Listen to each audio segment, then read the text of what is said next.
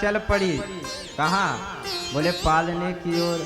जैसे ही पालने के पास पहुंचने वाले थे तो महाराज उसी समय हमारे कन्हैया ने देखा, ओ मौसी जी आ रही हैं।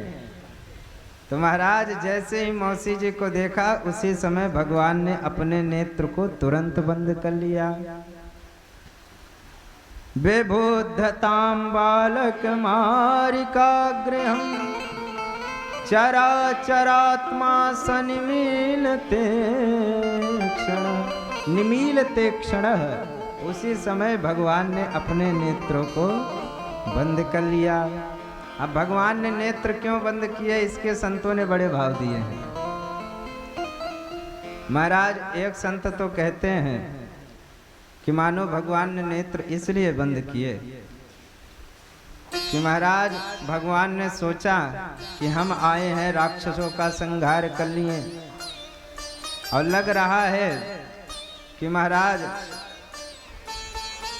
श्री गणेश पूतनी मौसी से करना पड़ेगा।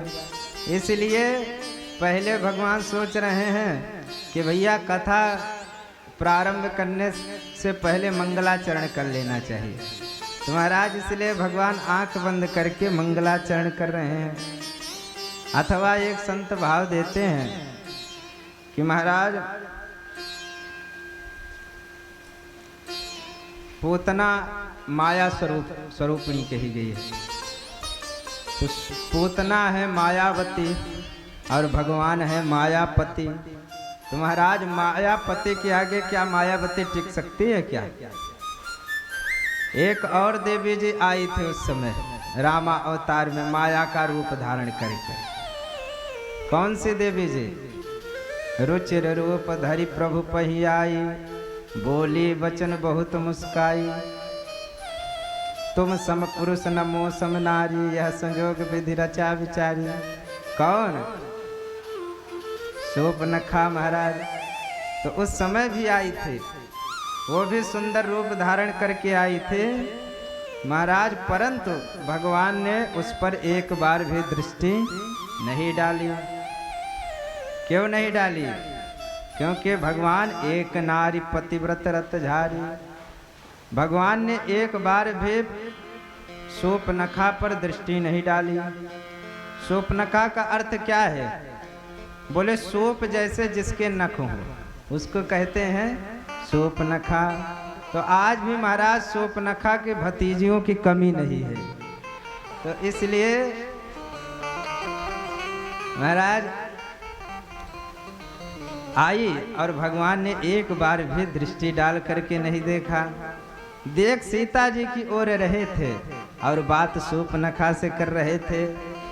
सीता ही चेत कहे प्रभु बाता, सीता ही चेत कहे प्रभु बाता।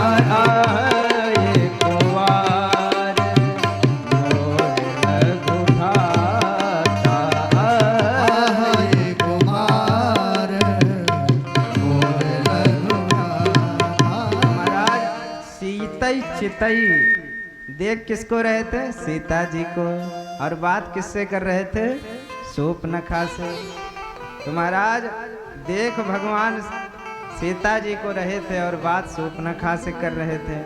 अब भगवान ने सोचा कि उस समय हमारी किशोरी जी थी तो हमने भैया काम चला लिया था, परंतु आज कोई नहीं है, इसलिए भगवान ने अपने नेत्रों को बंद कर लिया। अथवा महाराज पूतना आई है भगवान को विषपान कराने।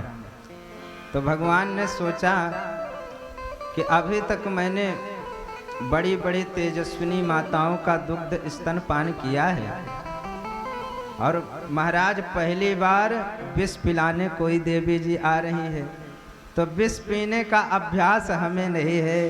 विष पीने का अभ्यास किसको है? बोले भगवान भोलेनाथ को। मानो आंख मूंद करके महाराज भगवान भोलेनाथ का ध्यान कर रहे हैं कि हे भोलेनाथ इस विष को तो आप ही ग्रहण करिए। अथवा महाराज भगवान के नेत्र हैं सूर्य चंद्र।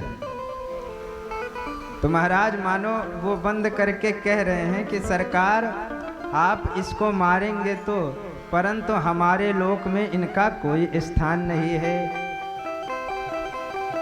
अथवा महाराज जो दृष्टि का पात्र हो उसी को देखना चाहिए। दृष्टवा पात्रम दृष्टि, जो दृष्टि का पात्र हो हमें उसे ही देखना चाहिए।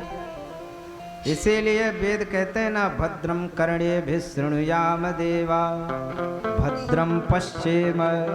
हमें सदा कल्याणकारी दृश्य ही देखना चाहिए। इसलिए भगवान ने अपने नेत्र को बंद कर लिया। महाराज बड़े भाव हैं संतों के, अगर ये भाव देंगे तो आज की कथा यहीं पर समाप्त हो जाएगी। तो इसलिए भावों को विश्राम देते हैं और आगे की कथा में प्रवेश करते हैं। तो महाराज उसी समय पूतना ने देखा कि बालक सो रहा है। पूतना को लगा कि बालक सो रहा है, तो तुरंत जा करके महाराज पूतना ने सोते हुए प्रभु को पालने से उठा लिया। और महाराज जैसे स्तनपान किया, महाराज पहले तो पूतना के दूध को पिया और फिर जहर को पिया, और उसके बाद महाराज प्राणों को ही पीना प्रारंभ कर दिया। गाढ़ं कराभ्याम भगवान प्रपीड्यत प्राणै समं रोष समन्वितो पिबत। महाराज उसी समय भगवान ने उसके प्राणों को पीना प्रारंभ किया।